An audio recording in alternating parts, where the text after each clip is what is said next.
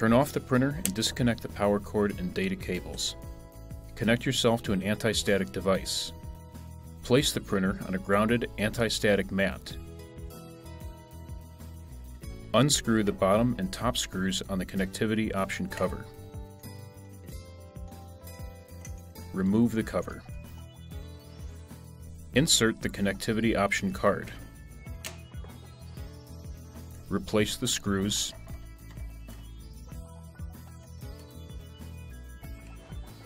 If you have an antenna, attach it now.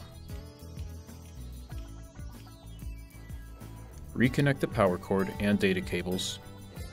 Turn on the printer.